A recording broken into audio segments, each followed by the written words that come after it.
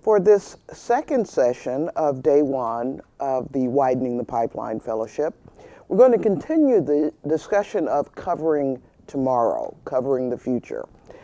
Our next speaker is the editor of the Charlottesville Tomorrow publication, Angilee Shah.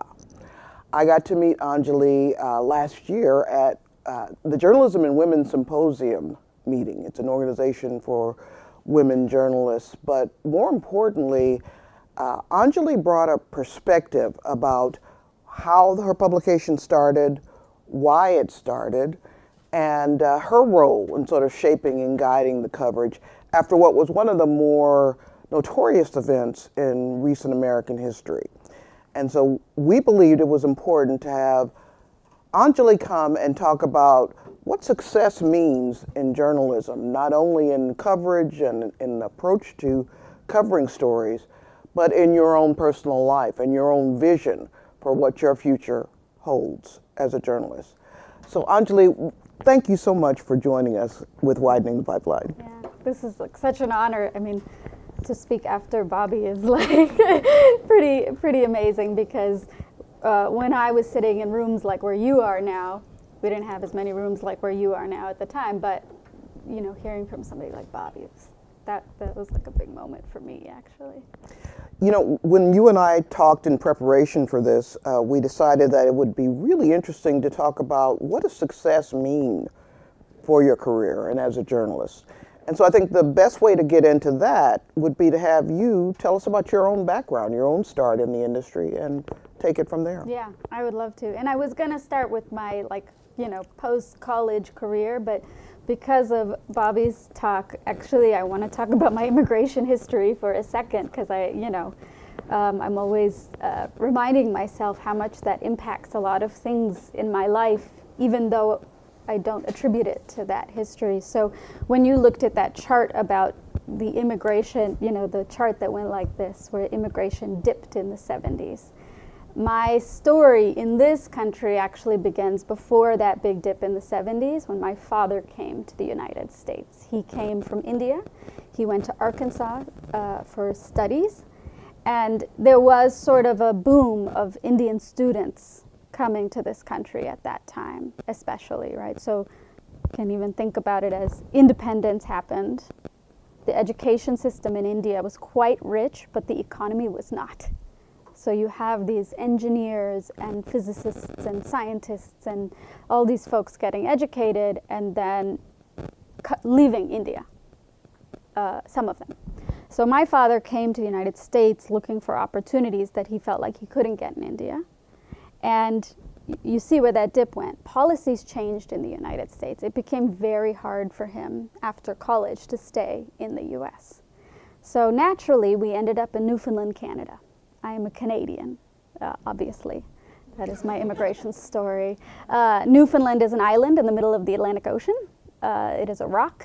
When I was a kid, it was all industrial cod fishing. My father, at that time, have you guys seen Come From Away? This is the touch point now for Newfoundland, I think. As much of a touch point as we have, it's a musical.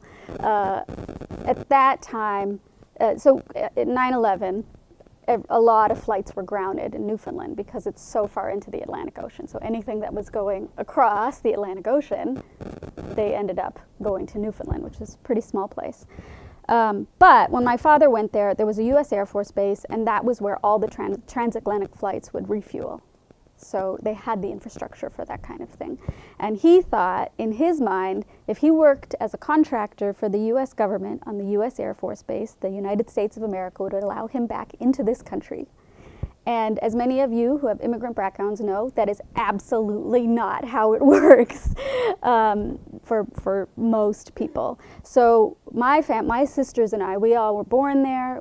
He was there 20 plus years. My mother came from India and joined him there. And we grew up there, actually, until finally my grandmother became a U.S. citizen and could sponsor us to come, and we went to California. So that's sort of my roundabout immigration story that is so related to how those laws and policies and culture, frankly, in the United States shifted about how we think about immigration. We were literally on an island by ourselves as a family because of immigration laws. It's a great place to grow up, and if you can ever visit Newfoundland, it's you know, it's my homeland. So, you know, like a lot of, how many of you are kids of immigrants or immigrants yourself? So what is success to an immigrant, right? For my family, they did not want us to struggle the way they did, right? They did not. And I understand that impulse.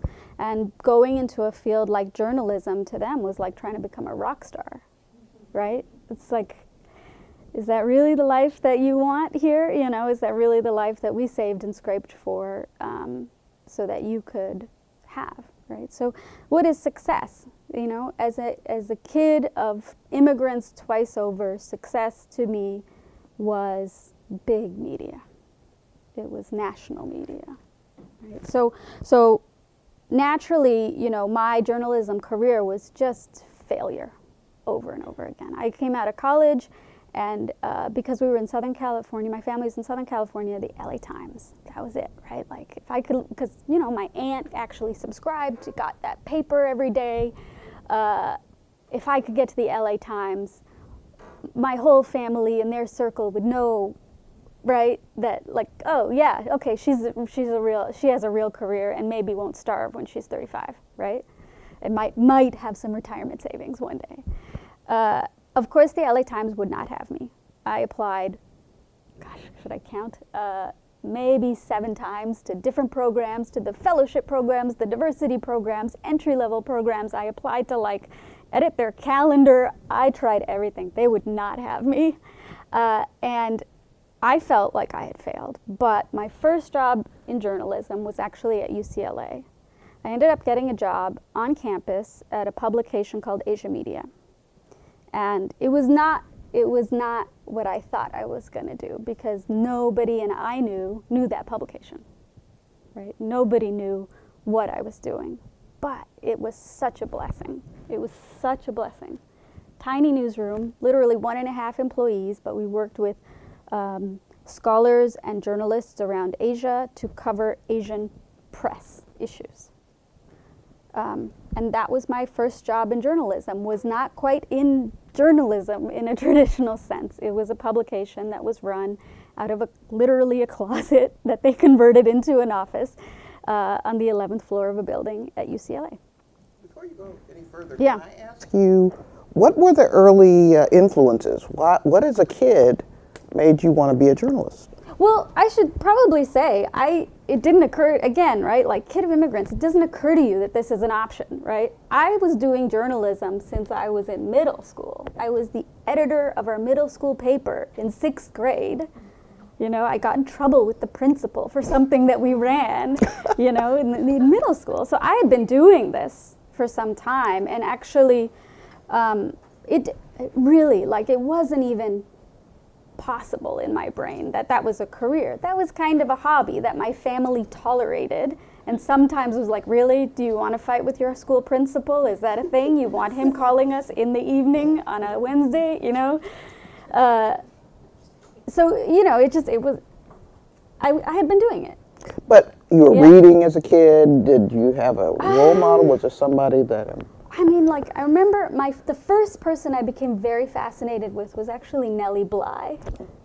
Do you guys know who she is? Mm-hmm. Yeah, Wikipedia that. She's like, she did some crazy stuff. And in some ways she was forced to do some crazy things as a woman in the profession. But like, you know, I would pick up the LA Times and I would hear my family read about it. And that really was my only touch point, actually, for a career in journalism until... so I was in college when 9/11 happened. And at that time, of course, my options were, I was studying computer science and cognitive science, and I was studying English. Again, tolerated by my family to do that, but I had to do both. I actually really loved the computer science, and we can come back to that for a lot of reasons. So naturally I was going to be a lawyer, right? What are your options? Lawyer, doctor, engineer, right? I was going to be a lawyer, because out of the 3 of those, I don't like blood, and, you know, obviously, lawyer is a little closer, right, to the thing I actually liked. So after 9/11, I got an internship at the ACLU of Northern California. And at that time, the folks who ran that program, instead of putting me with the lawyers, they put me with this old cranky editor, and I don't know if he's going to watch this. He's not that great at the internet. Bob Cuddy. I will never forget this man, and I visit him every chance I get, which is not often enough. They put me with this editor who had walked from the Oakland Tribune. He left that paper after a long career. He was already, near retirement age. He never retired. I don't know that he's retired to this day. He left because he was so angry with how they covered the post 9/11 era. He left, I think, the week that they ran on the front page of the Oakland Tribune, they ran photos this big of each of the people who had hijacked the plane. And what does that do, right? You see all these men with beards, and you see nothing else. Which, if you lived through that era, that caused all kinds of problems. So Bob Cuddy and I actually spent that summer going around Northern and Central California talking to people who had been victims of hate crimes. And so I was never with the lawyers, actually, that whole summer. He was the first person to tell me that I could be a journalist. This is a career option. The very first, I would say. I could never afford to take unpaid internships that some of our folks were taking.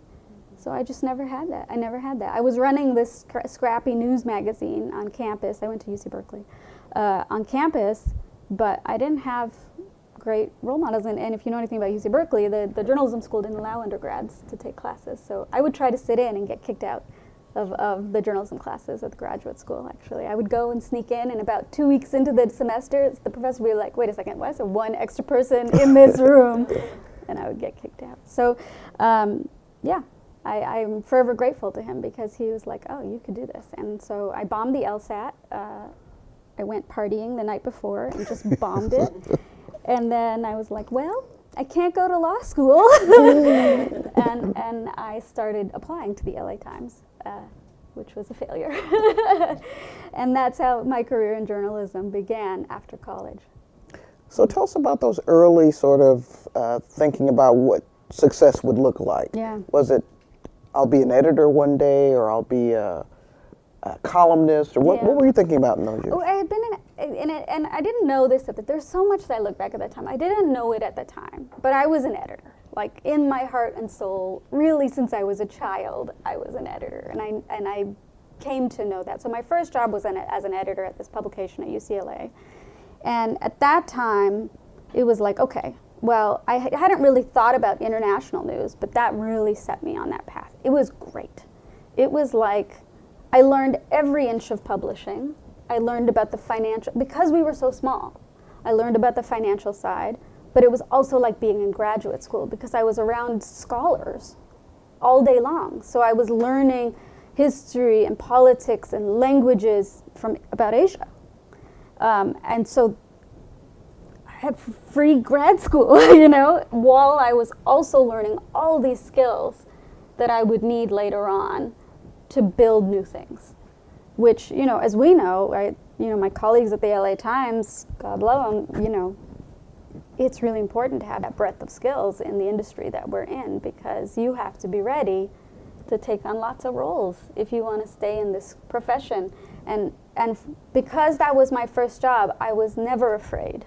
I was never afraid to take a job, leave a job, work at Starbucks to get health insurance. I was never afraid to do any of those things. And I know there are a lot of journalists out there, there was some fear sometimes, but mostly, there are a lot of journalists out there who had a little bit smoother, less failure-ridden ride than I do, and they maybe were at a publication for a long time, and when the industry's contracting, they actually aren't sure what to do afterwards. And for me, it was like, well, I'll do whatever I need to do, because I had that experience. So when I was in it, I was like, this is not going well. I'm not making enough money. I'm not at a publication anybody I know knows about. I have an office in a closet without a window, and my car kept breaking down. It was really like all kinds of issues that I thought was failure, but looking back, man, it was awesome. It was great. The other thing that happened in that time that I look back on, and this is a very recent realization for me, is that that community I had in LA working on Asian and Asian American issues was a movement. It was an Asian American media movement happening. So you see Crazy Rotations and Justin Lin's films and Russell P. You know, and you know, you see so many Asians in pop culture now. You see so many Asian Americans in news media as well. That time in LA, that movement was happening. Like all those people, we were all at the same pub on Friday nights, conspiring about, you know, like making our own things, the things that matter to us and our families, right? So, yeah, my family didn't know anything about the publication I was writing for, but they sure as hell knew about the war in Sri Lanka, which I ended up covering for a long time, right? And so that mattered a lot more than I realized at the time. Yeah, but I still was like, I want to write for Newsweek. Newsweek was real back then, right? Because it was purchased and sold several times, right? Like it was like, I want to write for one of these news magazines that's doing this like hard-hitting, often conflict zone international coverage. And that was my dream. That was like, you know, which is not a bad dream. I just didn't know what it actually meant, what I was actually dreaming of. I was dreaming of something that was an idea rather than understanding how that work would actually go and who would be making decisions about what was and wasn't important in that work. So, you know, that was a really important time. Those first couple years where I felt like I was failing for like, it took 13 years before I got a full-time job in a media company that people knew anything about. 13 years of working at UCLA, at fellowships, freelancing. I worked in Asia for a while. And at the time I would have changed it. Now I wouldn't change it for anything. I'm going to ask a question that I'm curious about. When I started out in my first full-time media job in '86, I was the only black person in Bureau. I think I may have been one of the first. But as a woman, walking into these spaces, walking into the office of the mayor of Seminole, Florida, and having him look at me like, what the heck is going on? Who are you and why are you here? Tell us about your journey through that. I mean, you have the immigrant experience in interacting with folks like Mayor Mangrum. I have the African-American female born in poverty experience walking into those settings and grappling with, do I belong here? How are they going to treat me? Tell us a little bit about what that was like for you. Again, I had this really amazing first couple years that set me up to have different expectations because I was around people who did not discount the lived experiences of the people, you know, who I had been surrounded with for most of my life. At the same time, we had no resources, right? So it was, yeah, we didn't have capacity to do very much, frankly. Although that's how I felt at the time. Now I look back, I'm like, we did a lot, actually. When I started working in international news, I was in Singapore and Hong Kong. I did a book about China, and I worked in Sri Lanka. And you know, I was editing, so I was working on Asia broadly. That period of international news was sort of the tail end of what I thought I wanted, which was this, you know, it was the foreign correspondent, right? You go to the FCC, the Foreign Correspondent Club, and in DC you kind of know this, right? You get those little expat circles, and it's a little club, and at that time it was all men.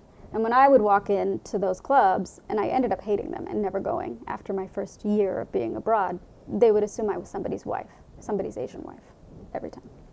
And frankly, I would get hit on by somebody, by older white gentlemen, usually. And I realized, like, A, this is not fun.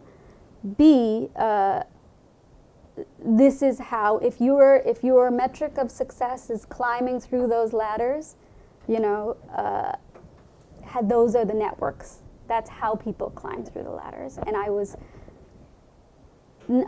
not able and probably not willing to do that because it just conflicted with what I actually wanted to do, which was not live as a total expat and know people, and get to know the communities and people I was covering and live with them, you know, not be separate from these communities, even when it was a new community or a new place for me. And a lot of the structures of American media are not built like that. They are built, you know, for there to be a foreign correspondence club, for that foreign correspondent to have a local stringer and have that distance from what they're covering. And I'm not saying like I was always fully successful in that way, but I always tried, you know. It always shocked me that some of the people I thought were these amazing reporters, who were great reporters, after 10 years in a country, they didn't speak the language, you know? And that blew my mind. It never even occurred to me that that was allowed, because I came up in a university setting, you know? If you're an academic working on China and you don't speak the language after a couple years, you know, you're gonna have issues. So, but in journalism, it wasn't like that.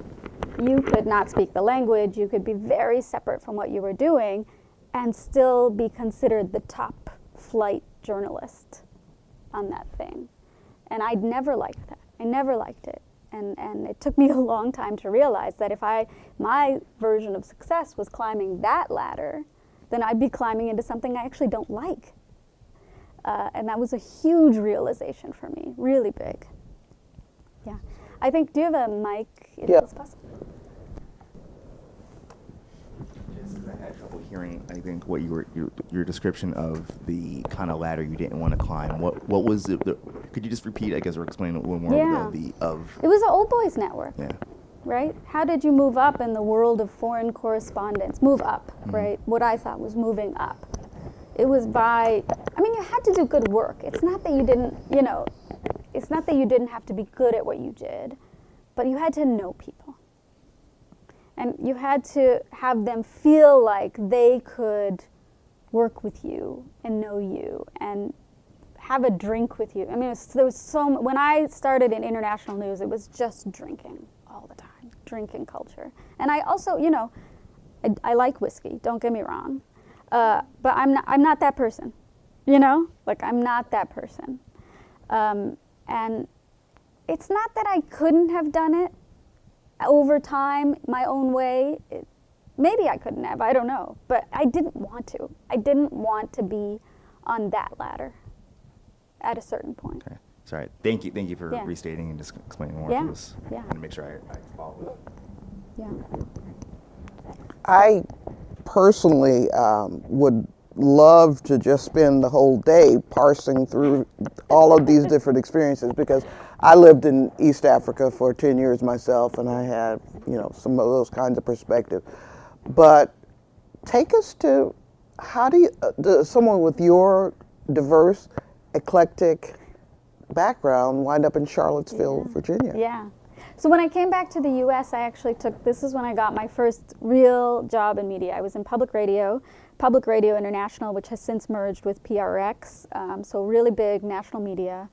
I worked on The World mostly, the radio program, and I helped build their first domestic coverage. So they decided that they were going to start covering immigration. The World was really dedicated to covering international news with correspondence, and they were like, okay, it's time to make an immigration coverage in the U.S. They realized there was a disconnect there, right? That we have so many international connections here in the U.S., and who are the listeners for the international news if you kind of don't acknowledge that at a certain level.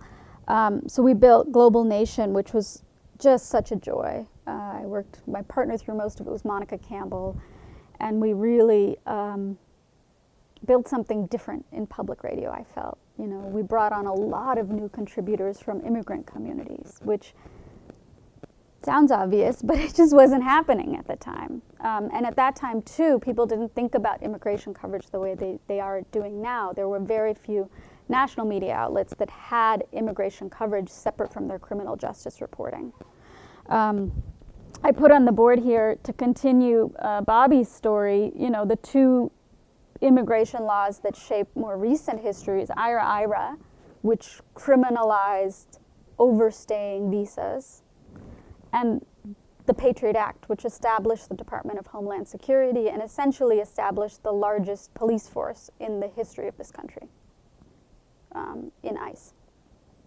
So, these are the two more recent laws and the ones that we were really engaged with through the Obama administration and through the first part of the first part of the Trump administration, which is when I left PRI. I left when PRI and PRX merged. Their investments were changing, and we had built something I was really proud of, but I wasn't sure if it was the right place for me going forward or if I could sustain that work again in that close to communities way that I wanted to do it. And I decided, okay, it's time to leave. I was also damn tired, I will be really frankly honest. Covering that period in immigration took a lot out of me.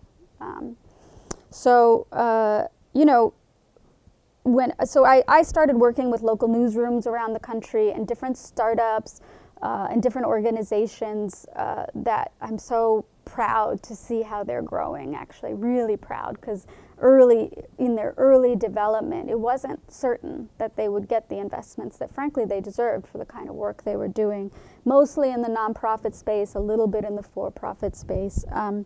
And Charlottesville, when we moved to Charlottesville, my partner and I was, before COVID hit, I was traveling every other week for work. So it was like, okay, he got a job at UVA, and I was like, okay, we're going to Charlottesville. I'll keep traveling and keep working on things. I had heard of Charlottesville Tomorrow, and the director, my predecessor's amazing guy, Giles Morris, I really appreciated him a lot. So actually I was on the board of the organization first when I first moved to Charlottesville. And then, it wasn't on my dance card to be like, I'm going to run a small newsroom in a small place. It actually was not. I was working with a lot of newsrooms like that, but it didn't occur to me that, oh, this is what I should do now, But the opportunity came up, and I think probably many of you have this experience because you have these kinds of opportunities now that I didn't have when I first started, frankly, of these amazing newsrooms that have aligned values and aligned structure. The opportunity came up to join that newsroom and help it grow, and I couldn't say no, right? Like if I had an opportunity in front of me to build the thing that I wanted to work at 20 years ago. In a place that frankly is like really fascinating and at this really critical moment in terms of what decisions the communities there make about their commitments to civil rights, their commitments to justice, their commitments to how these places grow and change. So it's a great place to be a journalist. And there was this great organization that was doing really gutsy things in the community. And so, yeah, when that opportunity came and Giles, he talked to me about it for like a year. And finally I was like, of course I should do this. Of course. And that was 2 years after that incredible, awful incident happened in Charlottesville. Unite the Right. Right. Which locally people call it A11, A12, or Summer of Hate is another term, because actually those marches, the first one was earlier in the summer, and then the second one in August that we all hear about was the one where there was the murder. What was the community like in terms of your own personal, you have a global worldview, so maybe you didn't have some of the baggage that I would have when I heard that, but what was your take on that? I remember when that march happened and seeing the images. I was in the newsroom. I was in Boston at the time. I actually worked in Minneapolis, but the world's newsroom is at GBH in Boston. And I remember thinking, this is it, For our generation, this is our moment. And of course, so many politicians, Biden himself launched his presidential campaign with the words Charlottesville. So many people felt that or used that, right? But to me, if that was not a wake-up call, what was? It's not that, I mean, people in Charlottesville, people around the country, they knew, it's not that that was a huge surprise necessarily. They knew that racism and that level of vitriol and violence and frankly backlash against the demographic changes that we were talking about, they knew it was there. I knew it was there, covering immigration. And also, if that moment we could not convince our newsrooms to like drop everything, then like what would convince people, right? I think the murder of George Floyd, I covered several police murder, killings in Minneapolis as well, in the Twin Cities, and the murder of George Floyd was another one of those moments, absolutely. Like, if not this, then what, right? What convinces us that something has to change? And what role does the media play in those movements? Does it have to be that, Foreign Correspondents Club distanced person? Does it have to? And my position was always no. Absolutely not. We know through history, media has played such a role in civil rights movements. It's been so important, actually. What is our position today? And those were the questions I was beginning to ask myself, actually, through those years. Before we open it up for questions, I want to make sure you touch on all the points that you want to get. So I'm going to step over and let you take it away. Yeah, I think, I don't want to eat up too much time with questions. We have till 11, right? Yes. Okay. So I hope that, I'm trying to be very candid with you about the shifts that I made. And it's not that through my career I didn't do work I was proud of. I was so proud of the work I did. I covered the war in Sri Lanka, and at one point I'm pretty sure I was the only foreign journalist in the country near the end of the war. And I'm really proud of that work. I'm really proud of the work I did in public radio to bring to not just the coverage we did, but building up a practice of immigration coverage, helping be part of that building up of that practice that was different than what we had. I trained a lot of journalists. And I'm really proud of that. And also the big learning I had was when I began to think about my career, what began to really matter to me is when I choose the jobs and the organizations and the people I work with, I want to know who their stakeholders are. Who matters to that organization? Who matters to those people? Where does the money come from? Right? Because that can answer a lot of questions you might have about your next job or your current job.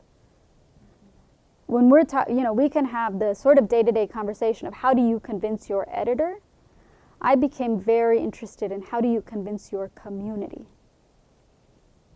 that we need a different kind of news. Because to me, success doesn't come from the guy I met at the Foreign Correspondents Club, or the editor who kept rejecting my stories, or the LA Times who kept rejecting my applications. I don't fault them. I don't know. Maybe I wasn't the right fit at the right time. But that's not success to me. Success to me is, do the communities I cover grant me that ability to lead? Grant me that ability to tell their story? Do they do something with that story?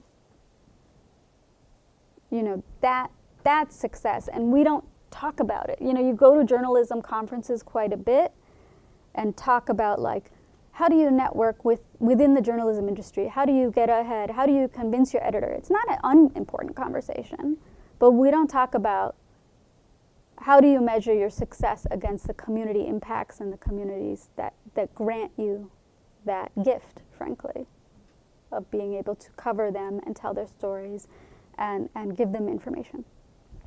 So, that was a huge shift in my brain over the last, I would say just the last 7 years, 7 years.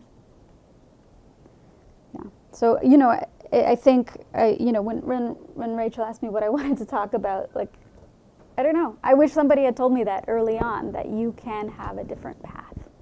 You can measure your success differently than, and Bob Cuddy did in a lot of ways. He did that for me, but I didn't have enough of people telling me this because it took me so long to get out of the mindset of this is how you climb in this industry. can we open it up for questions? I would now? love that. Start here. Hi, I'm Kayla Sharp from Bloomberg Government. One of the measures of success that I've kind of come to embrace in journalism is establishing yourself as an authority figure or an expert on a particular topic, whether it's within your city or other reporters in your beat or even in your own newsroom. So I was wondering if you could kind of talk about how throughout your career you've worked to find your niche and to really establish yourself, whether it's a skill or leadership or just like your ability to collaborate across teams, how you've worked to establish yourself and build your reputation across the newsrooms that you've walked in. Yeah. I think some of it happened without my realizing it. And again, it's in part because I came up in a newsroom that was not a traditional newsroom, right? So I could sort of think about, like, I wanted to learn Chinese, so I learned Chinese. I wanted to, become really, really smart about history and politics and media in Asia, so I worked on that a lot. I wanted to know how to navigate new places. I worked on that. I wanted probably a little later in my career than I should have. I wanted to understand safety and how to maintain physical and mental safety for myself and my colleagues and the reporters I was working with. So I did that. I think looking back, really the core of what I became quite skilled at is empowering more communities to own their media. And that was just through, thinking differently about who could possibly tell stories. It was in a large part through being as good an editor as I could be and valuing. I always tell reporters who feel like they don't write well enough or they can't write a lead or they don't have the technical skills, like I can write a lead backwards in my sleep, right? Like I can do that. What I can't do is go to a local masjid and build trust with everybody in that room quickly. If you have that skill, let's talk. I can't do that for you in the field. If you have those linguistic and cultural and personal empathetic qualities that allow you access to things that haven't been covered enough, that's huge. That is a valuable skill. I think when I first started, it was like, can you write a lead? Can you write a headline? Can you, structure an article the way that we structure our articles? It's not that that's unimportant. You can build that, but that's something you can learn. The other skills, it's like, that's something a good editor can teach you, frankly. The other skills you can also learn, but it takes longer. And so there are so many people who have been sort of discounted for positions who have that skill. And newsrooms are, not all newsrooms, but some newsrooms are now realizing, oh shoot, we need that skill in the room. And we devalued it. So yeah, that's sort of how I think about it. I really love that you're thinking about what your success metrics are. And if there's one message that I wanted to get across is like, think about what success means to you, not to our industry, not to, the sort of ladder of pay scale, but what does it mean to you? Hey, I'm Brianna Rice. I'm from Michigan Radio, so public radio too. I guess my question is, I think most of us in this room, we have just been in journalism, like post George Floyd, post Charlottesville. Like it's been very present for us, but also as people, I think it would have been pretty present. I would have been covering diverse communities no matter what. But I guess my question for you is how, it feels like there's so many DEI committees that it's just like talk. But I want to hear more from you about how you are getting it past the talk of doing this work in your immigration coverage and everything, and how you made it action, especially when it's I think people are well-meaning these days. It's not as institutional to be racist and uninclusive, but they don't live in these communities or have the skills or interact. They're just still, the action is not there. Right. So I just want to hear about how you're bridging that, and if you have advice for us, even though it's not our job, how we can help bridge that for the people whose job it is. Well, it is. If your mission as a journalist is to do that work, it is your job. To fix my whole newsroom? to think about how you begin to expand that I love that. opportunity, you know? And it's, again, it's slow, right? For me, I didn't know that that's what I was doing. And I looked, you know, when I was in, again, my first years when I was in that Asian American community, I don't know, we were just messing around. And I will tell you, 20 years later, I was at AHA last year. This is why I think about that Capitol Hilton where I'm staying. I had one of the most amazing conversations of my life. Do you guys know who Helen Zia is? Yeah, you guys know? She's a civil rights activist. She kind of became to prominence after the murder of Vincent Chin in Detroit.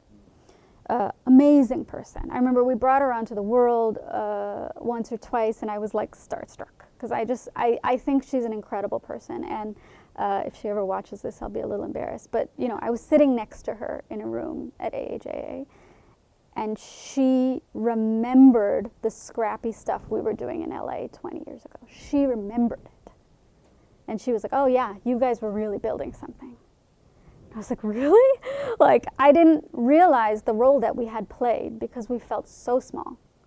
But actually, it's the base. Those small things that you do every day, that is the work. And for me, you know, to your question, which is a really good one, for me, in some ways you answered your own question, right? If they're not doing the thing, if they're not, I mean, I'm a really literal person, so like I literally am like, I want to look at the budget. If you say you're interested in diversity, how much are you spending on people who are not white? How much of your budget is going to that? And that's like a pretty bright line for me. It tells you a lot. Look at, if you're a nonprofit or public media, look at the board structure. That's where the power is, right? Look at the donor base, which is not to say, I mean, I'm not going to throw stones because the way nonprofit news works, your donor base is not going to be as diverse as your community if you have any scale. But how much are you spending? Who's in the people in power's ear? Did they spend time with community leaders, or do they spend time with the wealthiest donor who maybe is disconnected from that community? Right? Like, it's quite literal. How you spend your time is how you spend your life. And you can look at your organization that way as well. Again, I'm not going to throw stones because I haven't fixed everything either, but you can evaluate that way. Why haven't you fixed everything? No. Yeah, I know. I'm working on it. Do you have $300,000? That's what I would like right now. Which is actually a great segue Yeah. to my next question. Yeah. But like obviously, you know, congratulations, of course, on the MacArthur, you know, grant and everything, and it, Thank you you. know, for your publication. But I'm curious if you have any sort of principles for all of us, you know, who are obviously not executives in this stage of our career, or maybe even ever, or you know, but like, you know, want to, you know, continue doing this work and find sponsors and patrons who connect with the work, you know, with what you're trying to do, you Yeah. know, especially when you're trying to create a path that is potentially unfamiliar to many of the people who, you know, have the decision-making power or finances with which to, you know, make things happen. Yeah. Like, you know, basically, how do you connect your, you know, how do you translate your story to those ears, you know, or any advice for me / us on Yeah. how to do that well? I would say two things. One, as you're doing your work, do the best work you can this week. You know, do the best work you can this month. Always. And keep one sort of foot in thinking about what are the things I'm doing for what is going to be happening 5 years from now. Right? So a lot of times people who have a lot of heart for the work, they burn out, right? Because we feel that we're bearing a lot of responsibility for these communities that we care a lot about. I did. I burned out, 100%. You know, I watched cooking shows for 3 months after I left PRI.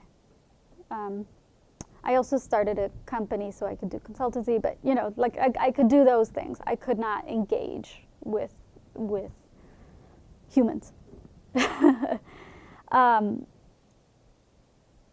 But if you think about yourself, setting yourself up for the future version of what you want to be in, then it feels a little bit more like, okay, I don't have to do all of this. I don't have to report every story.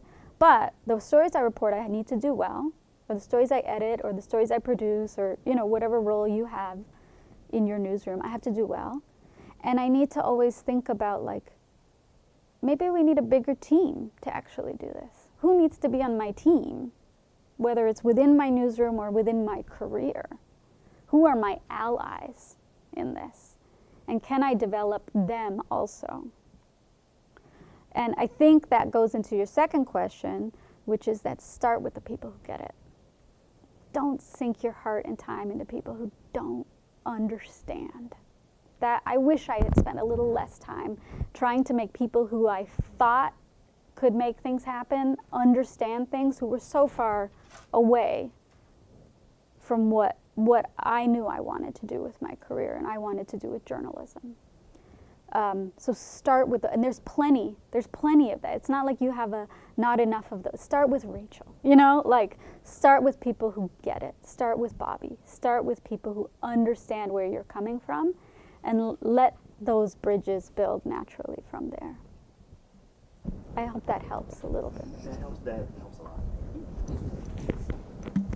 Hi, thank you so much. My name is Nusrat Rahman. I'm with the Detroit Free Press. Something that you spoke about early on that really resonated was like how you came into journalism and like just being the child of immigrants and that relationship with journalism, because I kind of come up from like a similar background where there was a lot of resistance with me going into it, and I came in a little bit later than, you know, I wish I got into it.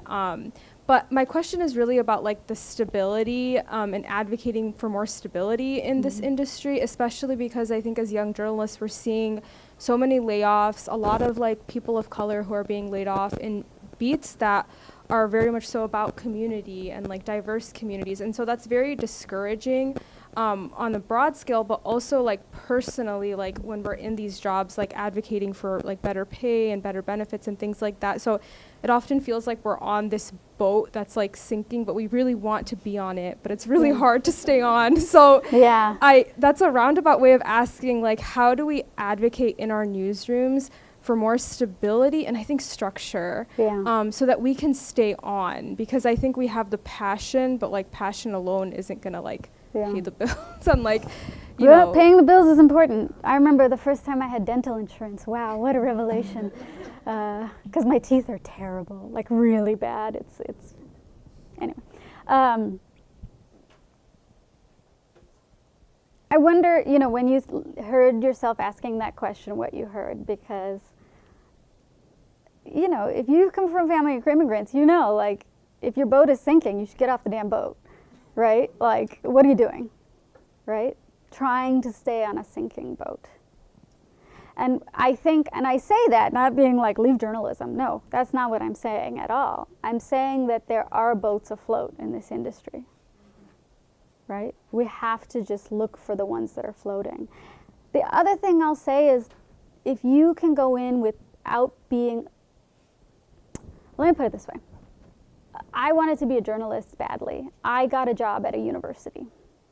And the gift that gave to me is that I had clarity about what I wanted to do, not about whether I was a capital J journalist in the eyes of other people. Frankly, I didn't care by the time I got my first real job. I didn't care. This question, are you a journalist, are you not? I didn't care. And that was freedom. That was freedom. I don't think I could have had the courage to leave that job if I cared that much about whether or not other people considered me a proper journalist, or if people in the news industry considered me a journalist. And that gave me freedom to look for the boats that could hold me up, you know? Join a local newsroom. Join a newsroom that has your values. It's not that there's no instability. You know, what we're doing is new, we're growing, there's always risk. But, you know, you get a job at Starbucks in the middle if you need it. That's how I felt about it anyway. You know, I would not, I'm now fighting the battles I signed up to fight. Not the battles, I was fighting internally and externally at my other jobs. And now it's like I have this team, we have an amazing board. I like our board. I have 15 bosses I enjoy, which is wild. It's a community-based board. and we're fighting it together. We're fighting for equity in our ecosystem together. And that's where I want it to be, Hi, Yeah. Angilee. Oh, Thank sorry. you Just so we'll come much for Yeah. being here and walking us through very candidly your career path and how you felt about it. I'm Aditi. I work for CNN. I'm interested in international news and coverage, and I just wanted to hear from you about like what you think are good places who are doing international journalism and they're doing it right, and like what kind of coverage you have seen or like to see or have built Yeah. towards in your career. Yeah. Oh, gosh, my brain has been so much in Charlottesville for the last couple of years that I kind of put that part of me to the side a little bit.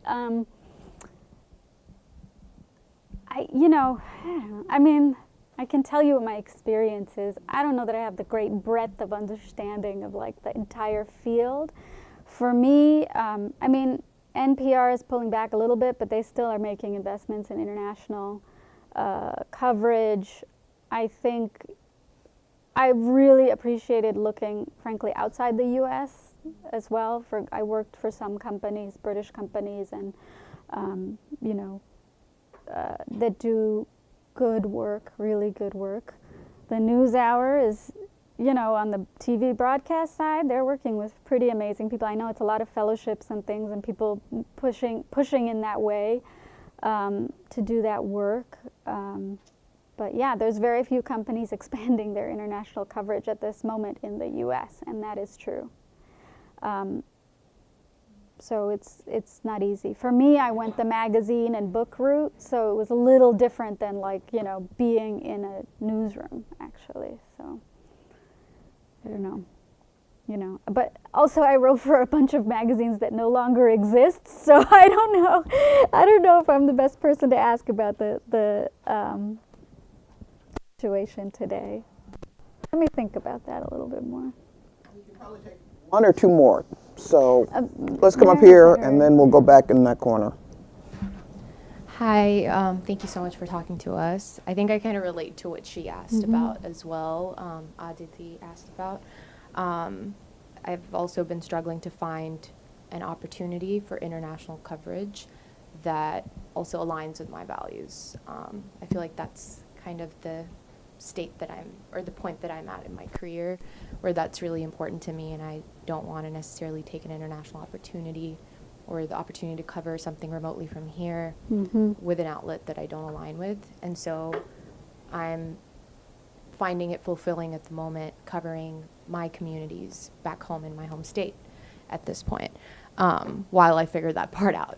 But one thing that I'm curious about, because you're in, this leadership role, you're the editor-in-chief of a publication, what has been the most challenging thing for you? And if you could talk a little bit about that experience, like what significant changes you've been able to see that you've visualized going into the role, and what are some changes that you feel like you're still up against and want to see going forward? Yeah. So there's sort of a few ways. So I'm the CEO and editor-in-chief. Eventually we need to split those roles, but we're small. We'll get there. It's a lot. Financial projections, fun. Actually, I do enjoy it. So there's a few ways to answer that question. Like, what has been most challenging? There's sort of the macro level and the day-to-day level, right? I think since I became CEO, by far the most challenging sort of event was the passing of one of our reporters. I wasn't ready. I've lost colleagues before. I was never in charge, and that was really hard. I think our team did really well and did what we could, and that was really difficult. But these are the realities of when you run an organization, or frankly take responsibility for other people to a certain extent. These are the things you're taking on, right? That was really hard. Her name is Eileen Good, really amazing, lovely person. At the broader level, in terms of organizationally, white supremacy. And I say that it's like really broad, there's just so many ways that is at play. But in this country and where I am now specifically, there's a lot of structures and systems that we are working to break through. And that is a daily occurrence, both on the editorial side, on the funding side, on the community buy-in side, and the history side, right? Like in Central Virginia right now, I can count the number of independent journalists on my fingers. It's rough. So what does that mean? That means that there's a lot of journalists just starting out, there's a lot of journalists close to retirement, and that middle is not there. So what is the struggle, right? The struggle is to fill that void with folks who have diverse experience and can bring that expertise that we talked about earlier to train or to convince people to move. These are our choices. And they all take resources, right? It is essentially movement building. And that's been both, and again, that's the struggle I signed up for though, right? That's where I wanted to be, was understanding media's role and how that's part of the country, the choices it makes, and what kind of media would be most healthy for diverse communities, and can we build that? Almost from the ground up. Not completely. There's a lot of people who came before me, but there's been a lot of decimation of the industry. So that's probably the biggest struggle.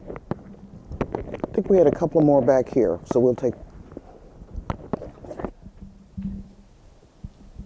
Hi, I'm Almaz. I'm a social video producer at AP.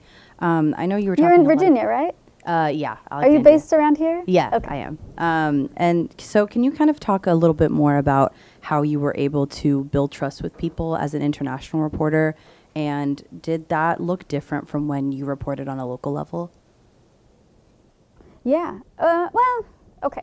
The basics are the same, I would say. So at Charlottesville Tomorrow, since I started as editor-in-chief and then became CEO, I've taken almost 200 community meetings, one-on-ones. I have an open door. People sign up. I go talk to anybody. I go to their offices. I can meet them in the park. They come to our newsroom. I just talk to a lot of people.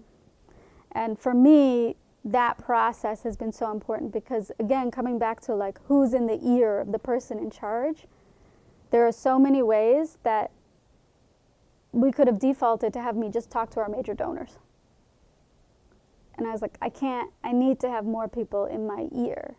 I need to have different kinds of voices in my ear. So that was really, really important. So there's a lot of people, and in a small market, particularly a small community, having that many people who have some feeling of where you're trying to go means that when you're doing your coverage and something rankles somebody, or somebody like feels like, oh, I didn't feel good about that story or whatever, instead of blowing up the internet, they're like, oh, I know the person and what they were trying to do, so let's get back in touch, So that really makes a huge difference when you're trying to build something new that people aren't used to necessarily.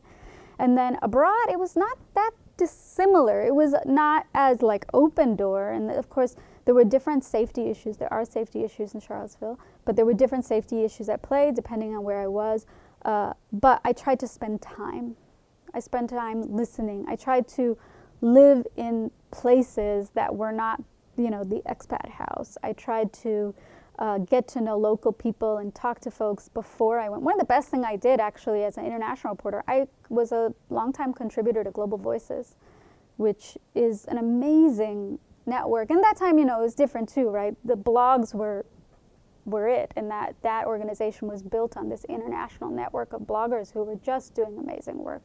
And so anywhere I go, even to this day, I know somebody just from having, been in that network and tip-tapped with them, and been on Skype. We did a lot of Skype when I started. So that kind of thing, just getting involved in the community rather just being on top of the community or watching the community in some way, whatever way you can, is really, really helpful. This has been been such an important conversation to have, particularly for me, I have to tell you, because thinking about success and what it meant. What did it look like for me in 1986 versus where I am now? Is it different? Absolutely. Totally I used to think that I needed to wind up at the New York Times or the Washington Post, or I Which would is be a great. failure. If you can do that, that's great. And if you have a good career, that's Yeah, great. no shade if that's Awesome. where your life takes you. Congratulations. But as I've been saying all along over the past day or so, for me to be able to provide support for people like you who are literally charged with interpreting and communicating the future of this country, that's success for me. And it also, the other amazing point you made was about aligning with your own values. First, you got to figure out what they are, and then hopefully, if you're lucky, make choices that align with your values. So let's take this opportunity to thank Angilee Shah for this wonderful presentation.